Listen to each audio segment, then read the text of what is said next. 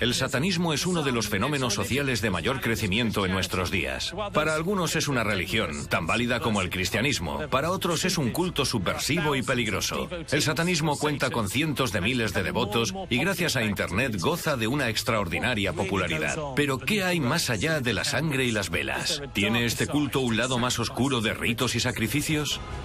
El satanismo hace referencia al personaje real o mítico de Satanás, que sus seguidores utilizan como inspiración e incluso como figura heroica. Puede que la gente que realmente cree en Satanás y en todas sus oscuras sombras sea mucho más creyente que los que creen en la pureza del cristianismo. ¿Y si hubiera un escalafón más allá de nosotros, compuesto de seres que son pura energía? ¿Y si algunos fuesen moralmente buenos y otros moralmente perversos?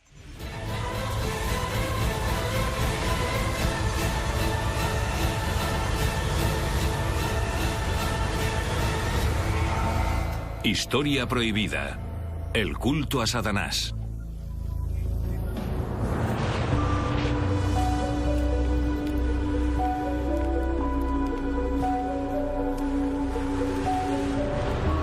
Se calcula que en la actualidad hay más de 100.000 satánicos en el mundo. Todos adoran al demonio. Y uno de sus símbolos más sagrados es la cabra de Mendes. Es un fenómeno mundial y está creciendo cada año. El satanismo es cada vez más popular. Y creo que una de las razones puede ser la decadencia de la Iglesia ortodoxa del cristianismo. Durante casi 2000 años nos han sometido a un férreo reinado, cuando en el fondo la mayoría de nosotros quiere pecar y hacer cosas malas. Y eso es, básicamente, el satanismo. Desenfreno sexual. El satanismo te permite hacer todo lo que quieras. ¡Aleluya! Alabemos al nuevo Dios, Satanás. El satanismo está en la cúspide de su popularidad. Se calcula que la iglesia de Satanás cuenta con más de 100.000 miembros. Se está convirtiendo en toda una moda. Hay un montón de programas de televisión dedicados a la idea del satanismo. Una televisión orientada a la magia negra satánica. Hay toda una contracultura de adolescentes cada vez más interesados en este tema, que además está ganando popularidad. Existen ciertos magos negros extremadamente sospechosos que realizan todo tipo de ceremonias profanas en nombre de Satanás. Ellos lo consideran la personificación del demonio, y eso les permite justificar sus actos perversos, su avaricia, su desenfreno sexual y todas las cosas raras que hacen, los sacrificios de sangre y demás.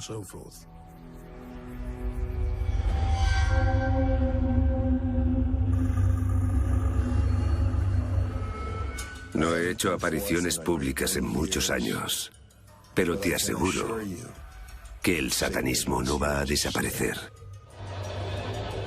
Puede que el aspecto más conocido del satanismo sea la propia Iglesia de Satán, fundada por un hombre llamado Anton LaVey en Estados Unidos en 1966. En la actualidad cuenta con miles de miembros en todo el mundo y su cuartel general, llamado la Cocina del Infierno, está ubicado en el área de Nueva York.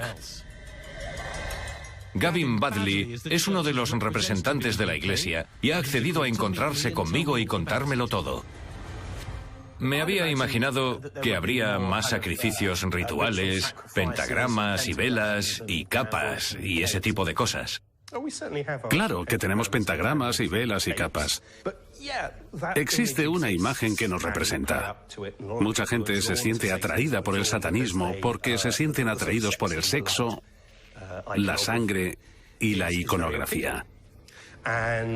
No cabe duda de que hay miembros de la Iglesia que se permiten ciertos rituales. Pero en esencia, creo que lo más significativo es la ideología de la gente. Para alguien que ocasionalmente actúa como portavoz del satanismo, resulta muy fácil caer en intentar satisfacer las expectativas de los demás. Quieren sangre, velas, cabras y todo lo demás. Y eso está presente, pero no es lo que define al satanismo.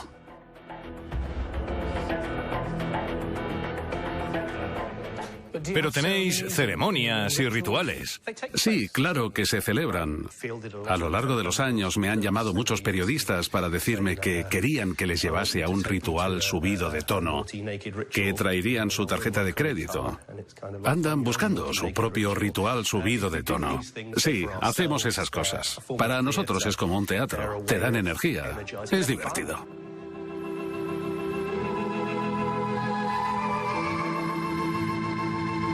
La Iglesia de Satán es como un invento estadounidense muy corporativo. Es muy grande en Estados Unidos. Tan grande que cuando llamas por teléfono te contesta una telefonista en plan: «Hola, Iglesia de Satán, ¿en qué puedo ayudarle?». A los norteamericanos les encanta. Es un culto y les encantan los cultos. Se está extendiendo a Europa y también a Inglaterra. Piensa que hay mucha gente que cree que Dios ha puesto el listón muy alto y que eso es injusto, y que no es algo a lo que puedan sumarse. De ahí que la idea de un demonio que te acepta tal y como eres y que es un tanto travieso le resulte más atractiva a la gente. La Iglesia de Satán no era tanto una institución pro Satanás o del demonio, sino en contra de la Iglesia.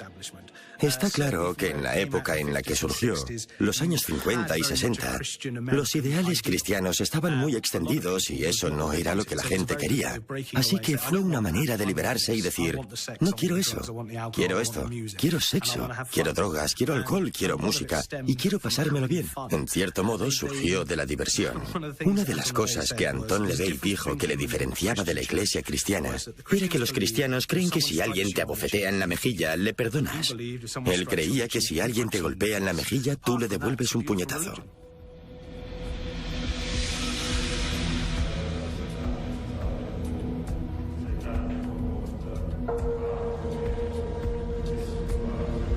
El culto a Satanás es una práctica tan antigua como nuestra civilización, que pasó a la clandestinidad tras el auge y dominio del cristianismo en el mundo occidental.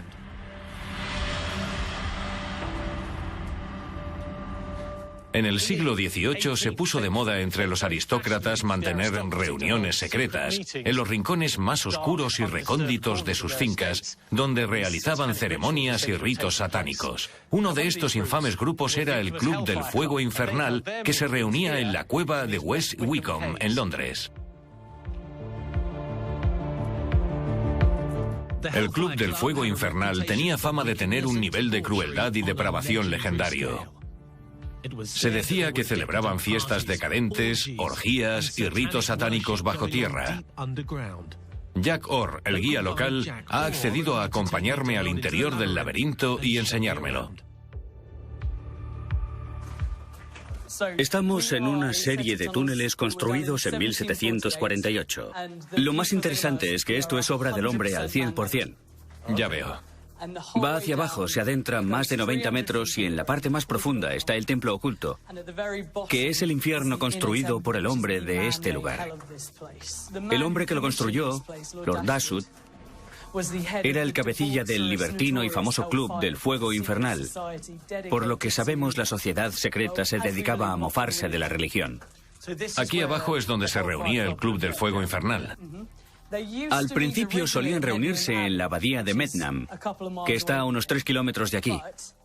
Pero había demasiada gente, la prensa les perseguía. Así que buscaron otro sitio, y qué mejor que algo bajo tierra. Justo en mitad de la cueva hay una gruta grande, abierta en el granito, donde, según cuentan, daban rienda suelta al desenfreno.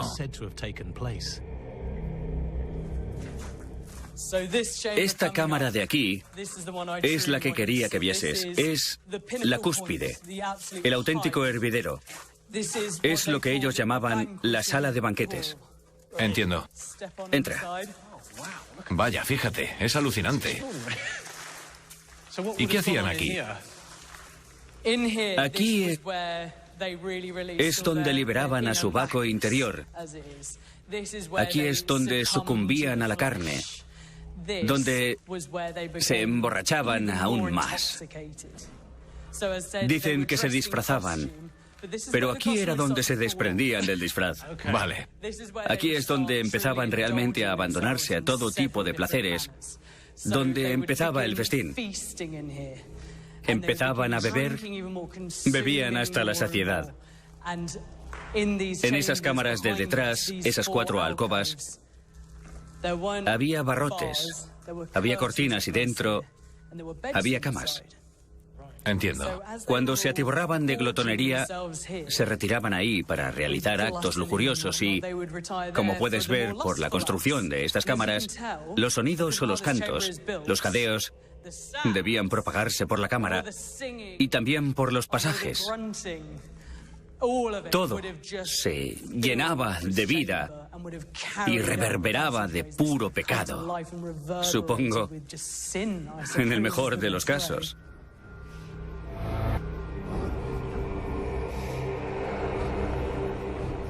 El Club del Fuego Infernal era un grupo de intelectuales de clase alta y básicamente la idea se basaba en sexo, drogas y rock and roll. Y muchas otras cosas que la gente no conoce, como los masones y demás. Todo lo que desconocemos, porque siempre se mantuvo en secreto. Y lo más probable es que la razón de que se mantuviera en secreto es que hacían cosas que a sus mujeres no les hubiera gustado saber. Por eso la gente se inventa historias, por eso todo se relaciona con el demonio y el satanismo. Los votos secretos y la magia negra, todo cosas terribles. ¿De verdad hacían eso? Bueno, un poco sí. Puede que se propasaran un poco. Pero en general era un club para divertirse y beber, al que llevaban algunas chicas. Todos se emborracharían y puede que se les fuese de las manos. Eso es todo. El Club del Fuego Infernal era una especie de sociedad secreta para intelectuales británicos del siglo XVIII. Pero la verdad es que era muy retorcido. Cuando estabas a varios metros de profundidad podía pasar cualquier cosa. Nadie se enteraría. Por eso iban allí, a las afueras de Londres. Nadie sabía que estabas allí. Lo que sucedía en la Cueva del Fuego Infernal se quedaba en la Cueva del Fuego Infernal. Imagino que no se responsabilizarían de nada. Nadie tenía que disculparse por nada. Te adentrabas en las cuevas y la suerte estaba echada. Podías dar rienda suelta a todas tus inhibiciones y hacer realidad todas tus fantasías. Eso sí eran las auténticas 50 sombras de Grey.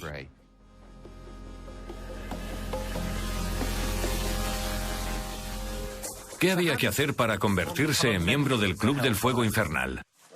En una sociedad secreta así, que necesitabas una invitación, un miembro del club tenía que elegirte y presentar tu nominación como posible miembro basándose en tu personalidad. Había 13 apóstoles.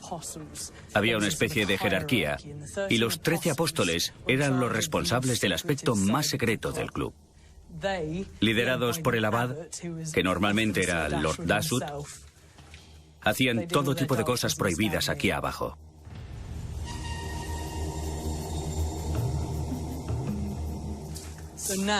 Ahora vamos a ir al final del todo. Estamos llegando a nuestro destino final. Estamos a punto de cruzar el río Styx. Y estoy seguro de que conoces la leyenda según la cual una vez lo cruzas, se acabó. No hay vuelta atrás. ¿Pero de verdad hay un río aquí abajo? Sí, es un río hecho por el hombre. Cogían una barca desde donde estás tú ahora mismo hasta el punto final. ¿Es aquí? Este es el río de la muerte y los malditos. A la vuelta de la esquina hay un pozo de las maldiciones que utilizaban para bautizar a los nuevos miembros del club. Ya, entonces había un barquero. Una góndola los llevaba desde este lado al otro. Les cruzaba. Ya veo.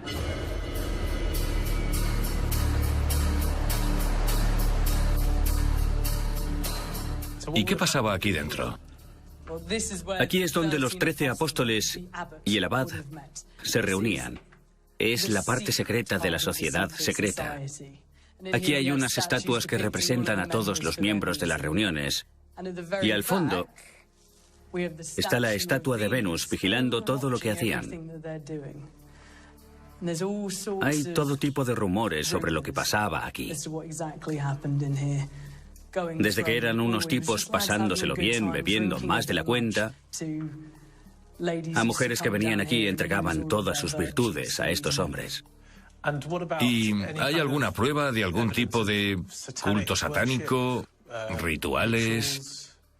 Sir Francis Dashwood poseía una biblioteca repleta de libros sobre ocultismo y magia negra. Era algo que le interesaba mucho, lo encontraba fascinante. Es posible que inculcara muchos de estos ritos antiguos a los señores y señoras que venían aquí. Te sorprendería lo que podía hacer aquí un lord del siglo XVIII, si quería.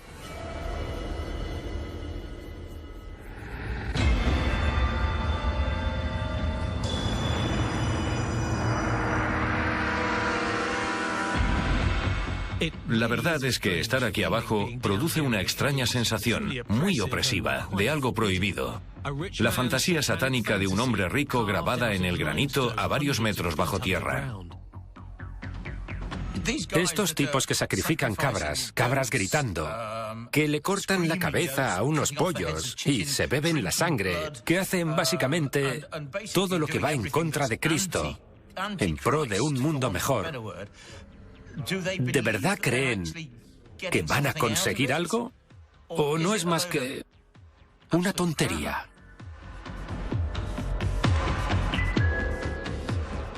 Está claro que podían hacer lo que quisieran en esa cueva. ¿Quién iba a vigilarles? No existía la prensa moderna que les persiguiera como hoy en día, observando y acechando cada uno de sus movimientos. Era un grupo de gente elitista muy reservado. Y si alguien delataba a alguien, bueno, entonces intervenía la comunidad.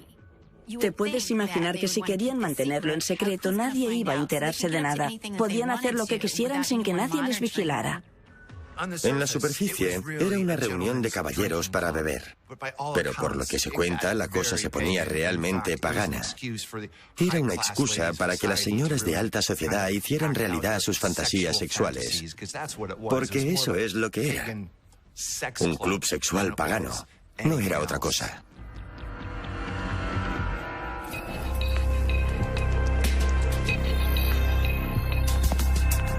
El actual Lord Dashwood accedió a recibirme en su casa de la finca de su familia para charlar sobre las correrías de sus ancestros. Edward, cuéntame, ¿qué pasaba allí? Respondiendo directamente a tu pregunta, no sabemos exactamente qué pasaba, pero nos hacemos una idea. Hay quien imagina lo peor. Existen todo tipo de historias sobre lo que hacían, surgidas sobre todo en la época victoriana. Sabemos que se divertían mucho.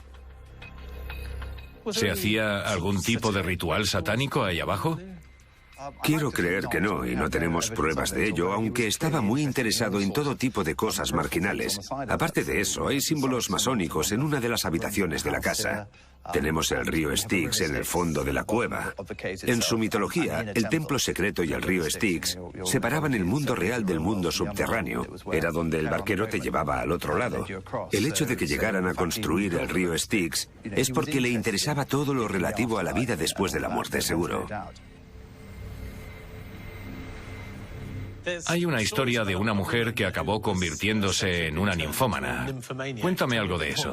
Sí, eso fue divertido, es fantástico. Creo que fue a mediados de los 80, lo recuerdo bastante bien. Un autobús con gente mayor que bajó a la cueva. Una de ellos salió diciendo que era una vieja solterona sin ninguna experiencia sexual y que le había invadido la influencia demoníaca de mis ancestros y que era obra de Satanás, que estaba vivito y coleando en la cueva y que por lo tanto había que cerrarla inmediatamente porque su influencia la había transformado en una ninfómana. Los periódicos locales, en realidad creo que fue algún informativo o el The Sun, se enteraron de la historia y publicaron en primera página que había que cerrar la cueva por la influencia del demonio y de Sir Francis Dashwood. Al final resultó que se duplicó el número de visitantes que venía a ver la cueva en busca de la misma experiencia. Y había un cura que visitó la cueva y que sintió que había algún tipo de influencia demoníaca ahí abajo. Cuéntame algo más. Es muy interesante. De vez en cuando viene gente que siente, no sé si es su imaginación o hay algo de verdad, pero cuando bajan sienten algo extraño, bien porque no están a gusto por la influencia de la cueva. Puede que sea cosa de su imaginación, podría ser verdad, pero sí, tienes razón. De vez en cuando salen sintiéndose mal después de visitar la cueva.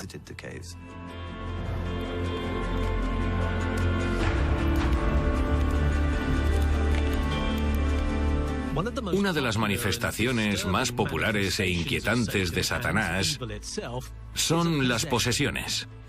Un cuerpo humano invadido por una entidad demoníaca o incluso el propio demonio. Chris Thompson practica exorcismos. Según él, realiza decenas de exorcismos todos los años y cada vez tiene más trabajo. Ha accedido a que grabemos una reconstrucción de un típico exorcismo.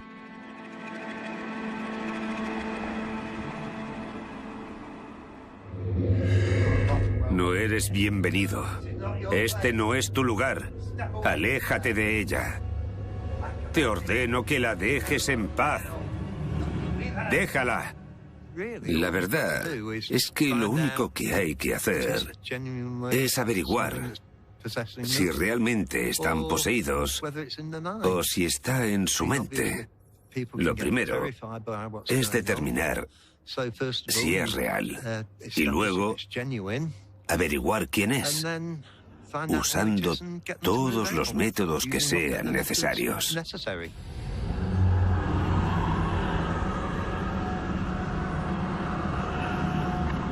Vuelve a donde perteneces. Entre otras cosas, utilizo agua bendita. A veces también utilizo inciensos. Quemo palo santo. También uso métodos sin humo. Uso cosas distintas. ¿Para qué sirve un exorcismo? ¿Qué se intenta conseguir? La idea es sacar a lo que sea que se ha alojado ahí. ¿Y qué se supone que ha entrado? Puede ser un demonio u otro espíritu que ha entrado para interactuar de algún modo con esa persona. ¿Son reales o forman parte de la imaginación de la persona que estás exorcizando? Para la persona que estoy exorcizando, son muy reales, pero quién sabe. ¿El espíritu afecta solo a la mente o afecta a todo el cuerpo?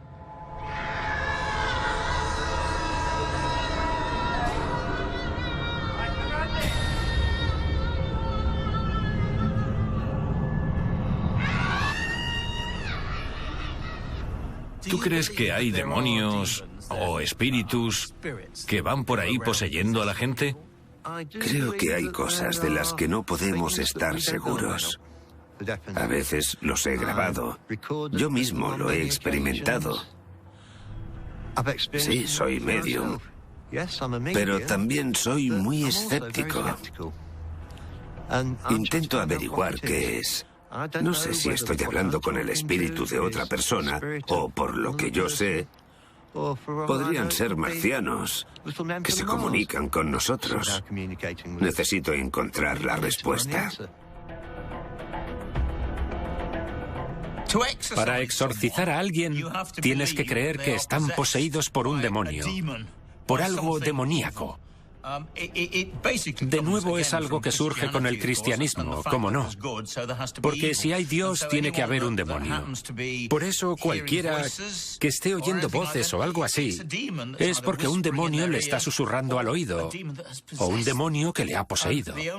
La única manera de sacar al demonio es llamar a un cura, rociarle con agua bendita, gritarle que se vaya y que el cura recite salmos y cosas así. Los demonios no son para tanto, créeme.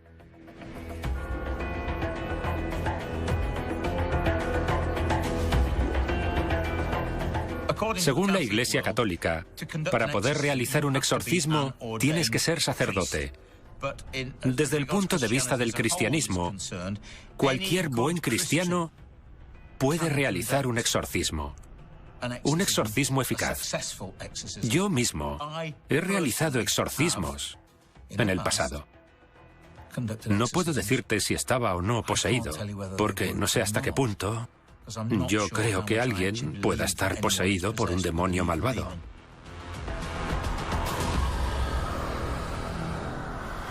En un exorcismo pasa un poco todo lo que esperas por las pelis que has visto durante mucho tiempo. El objetivo principal es averiguar el nombre del demonio. Si averiguas el nombre del demonio, puedes expulsarle, pero mientras lo intentas, tienes a una persona que está sufriendo, que está poseída. Habla extraños idiomas, vomita, insulta y se comporta de manera que parece que está totalmente loca. Ambos asumen el hecho de que hay un demonio y, por lo tanto, ambos representan un papel y eso, aunque no haya una posesión real, produce una asociación fisiológica con lo que creen que deberían decir y hacer, cómo comportarse. Los exorcismos pueden llegar a ser brutales y muy coléricos, en el mejor de los casos. Se vomita a chorros. Se escupe. Jovencitas que son muy tímidas hablan con voz de hombre y arañan. Y literalmente hay hombres que tienen que sujetarlas para que no ataquen a la persona que realiza el exorcismo. Si hay o no un demonio en su interior, o son unas auténticas piradas, eso no lo sé. No voy a negar la existencia de un mundo espiritual, pero lo que sí niego es la autenticidad de la mayoría de los exorcismos. Creo que hacen una representación. Creo que es como un placebo. Se comportan como lo que han visto en la televisión o sienten que tienen que comportarse así para conseguir una reacción. Un efecto de placebo por parte del poseído. 9 de cada 10 veces es puro teatro. No creo que sean auténticos. Cuando haces un exorcismo, yo no he hecho muchos, pero bueno, creo que sí se puede saber si de verdad hay algo en esa persona. No sé si un demonio, pero creo que sabes si es auténtico o en realidad está actuando, si entran en trance antes o es una actuación. Se puede saber. En ocasiones, creo que se trata de un problema mental, algún tipo de psicosis. Y si la persona con psicosis tiene unas creencias religiosas muy arraigadas, ese espíritu maligno existe y se ha metido en su cuerpo. Los sacerdotes que realizan exorcismos y que creen tanto en el poder del exorcismo como en el espíritu maligno, como parte de un trastorno psicótico, se sienten mejor. Un exorcismo puede curar una psicosis, además de sacar algún tipo de entidad psíquica tangible.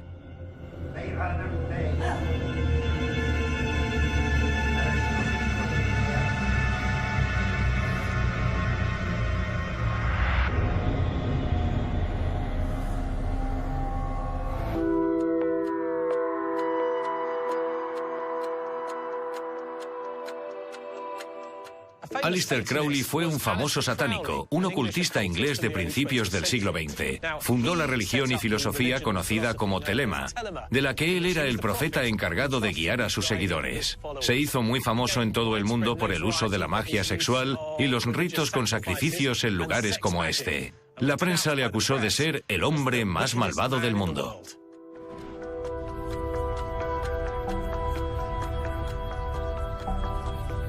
Era un hombre muy extraño. No era un satánico, no era un brujo, pero era perverso, era malvado. Cuando tenía 11 años, mató al gato de la familia y lo hizo solo para comprobar si tenía 7 vidas. Le golpeó en la cabeza, lo estranguló, le arrancó los ojos, intentó ahogarlo y luego le prendió fuego. Según él, hizo todo eso en pro de la ciencia. Era un caballero de lo más raro. Su filosofía era sexo, drogas y rock and roll. Un fanático amante del sexo que fue alcohólico durante mucho tiempo. Puede que Aleister Crowley sea el ocultista y, sobre todo, el individuo que realizaba rituales mágicos más famoso de la historia.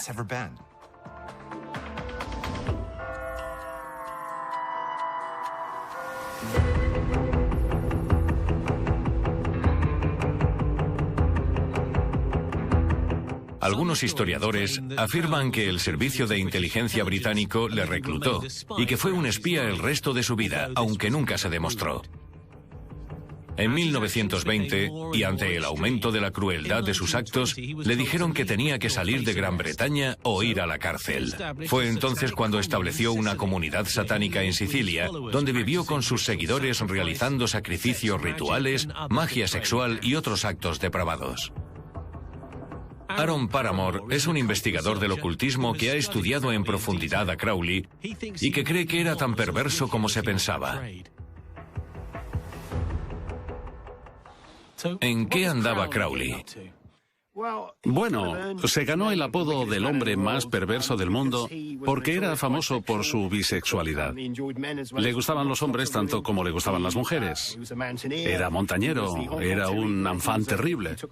Consumía drogas, realizaba magia sexual y en esa época esas cosas se consideraban totalmente marginales, extremas. Era miembro de organizaciones secretas, de organizaciones de ocultismo. Afirmaba ser el gran B666 y, como tal, realizó varios rituales en los que sabemos que sacrificó cabras en la abadía de Telema, en Sicilia. Se rumoreaba que sacrificó un gato y que bebieron su sangre, aunque puede que esto no sea cierto. Puede que no bebieran la sangre, pero hizo cosas muy extremas. Llevó a sus seguidores al límite, y aunque no se sintieran cómodos con ello, les forzaba, les presionaba, les obligaba. Su lema mágico era sobreviviré. Eso te da una idea de cómo era. Básicamente, Crowley. Creo que Crowley era un maltratador. Maltrataba y forzaba a la gente y acababan quemados. Los utilizaba y luego los dejaba de lado y él seguía con lo suyo. Tenía seguidores que hacían cualquier cosa que él quisiese. Creían que hablaba con los espíritus, puede que con alienígenas. Si era esta especie de nuevo Mesías o un mero viejo pervertido que hacía lo que quería con todo el que creyera en él lo bastante, eso no lo sabe nadie. ¿Qué pasó en Sicilia? En Sicilia estableció su religión y sus seguidores fueron allí y formó lo que quería que fuese una universidad espiritual. En realidad, era más bien una comuna de los 60, con un montón de gente a favor del amor libre que practicaba sexo y tomaba muchas drogas, algo que era todo un escándalo. La prensa británica se hizo eco de todo esto y acabaron calificándole del hombre más malvado del mundo mientras estaba allí. Al final, con tantos rumores y tejemanejes, la cosa se puso tan fea que el propio Mussolini se hartó del señor Crowley e intentó expulsarle, y al final consiguió expulsarle de Cefalù, donde la gente le conocía por ser un hombre libre que vivía sin las restricciones de ningún tipo de religión. Pero continuó con los rituales. Sabemos que sacrificaron una cabra en un ritual concreto. Sabemos que tomaban muchas drogas y experimentaban mucho.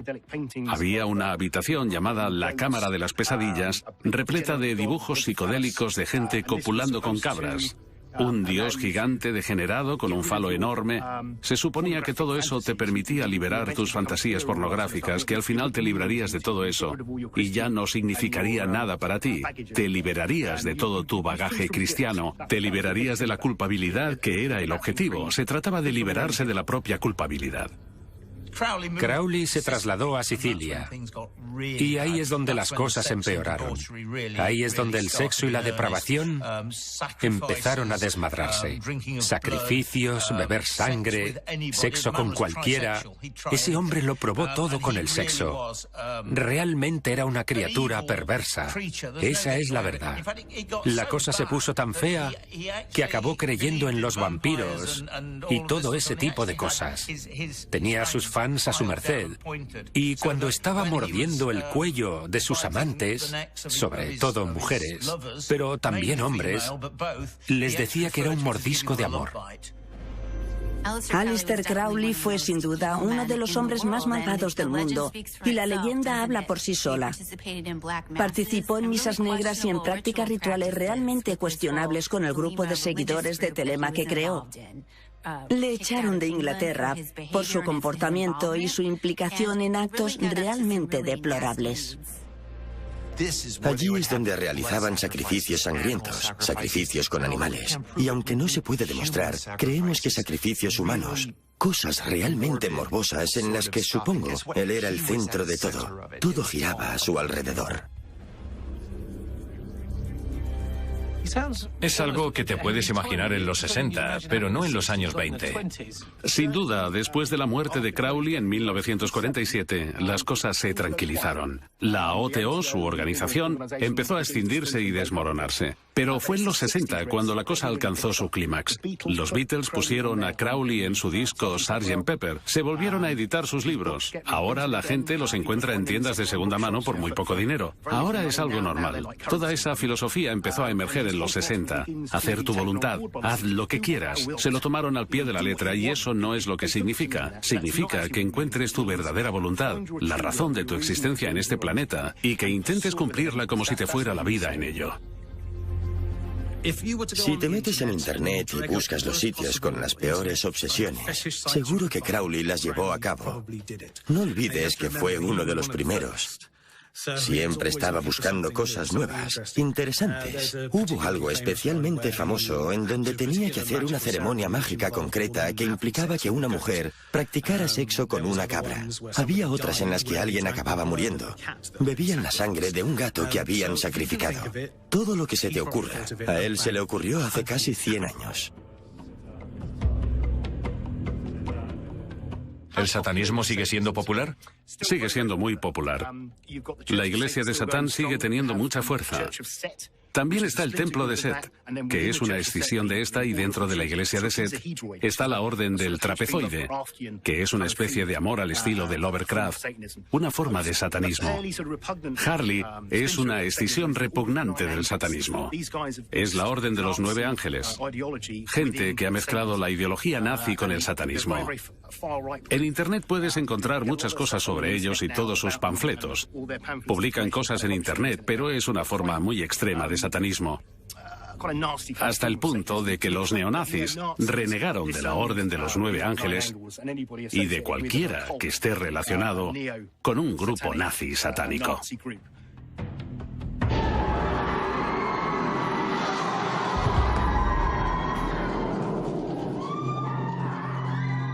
En el corazón del satanismo están sus rituales. El más infame de todos ellos es la misa negra. Su objetivo no es solo venerar al demonio, sino también mofarse de Dios. Y también implica el sacrificio de animales, sangre, además de la blasfemia y la obscenidad. Sus asistentes pueden ir vestidos de negro y portar cálices y velas, y con frecuencia forman un pentagrama donde realizan sus ceremonias. Como podéis imaginar, el conjunto resulta bastante escalofriante.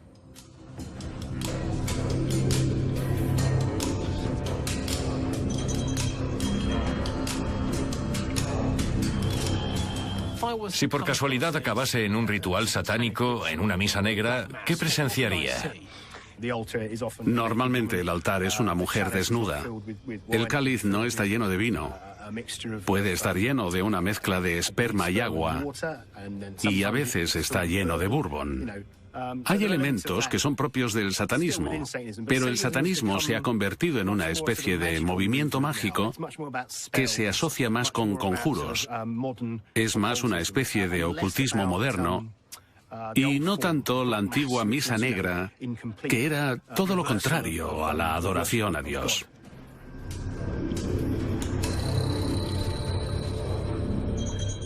Una misa negra es un ritual que utiliza la magia con dos propósitos. Uno, la difamación de Dios.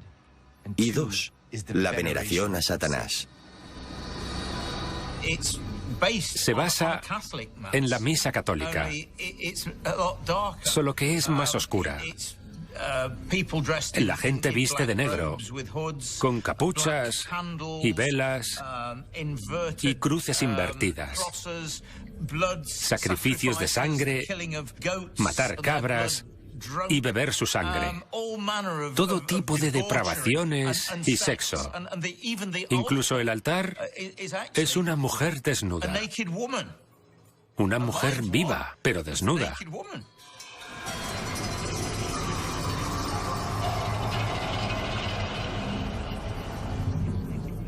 Creo que la credibilidad de la misa negra es muy cuestionable si piensas en los participantes. ¿Por qué participa esa gente en algo así? ¿Tienen algún problema psicológico? Y puede que creer en ese poder sea lo que les transmita poder y les aporte energía para ejercer su voluntad de manera depravada para conseguir lo que quieren. Creo que es una cuestión psicológica. ¿Tienen realmente poderes mágicos? En mi opinión, no.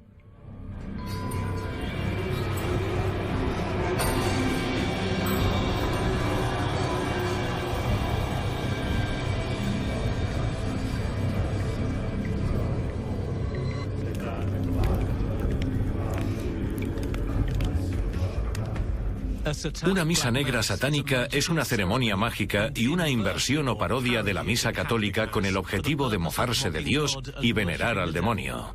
Según los informes existentes, en algunas se realizan sacrificios humanos, así como obscenidades y blasfemias de proporciones espeluznantes.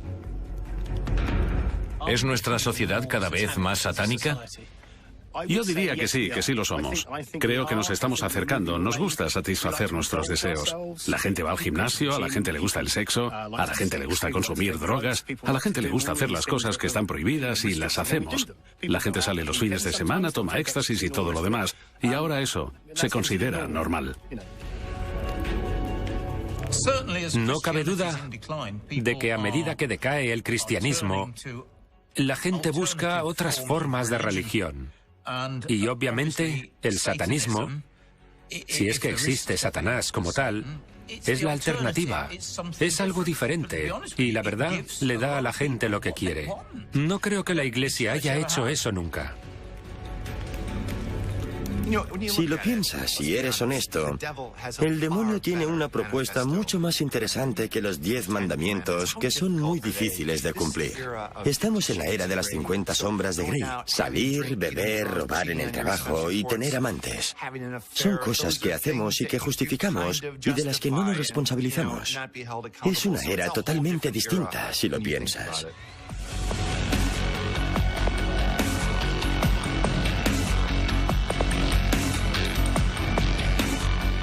Al parecer, en este mundo cambiante, Satanás es más famoso que nunca. Cada vez hay más gente que queda en línea o en persona para rezar o simplemente pasar el rato. Algunos de ellos son más extremos, pero la mayoría considera el satanismo como una especie de voto de protesta contra la Iglesia. No se consideran a sí mismos especialmente demoníacos, sino simplemente alternativos. Nos vemos pronto.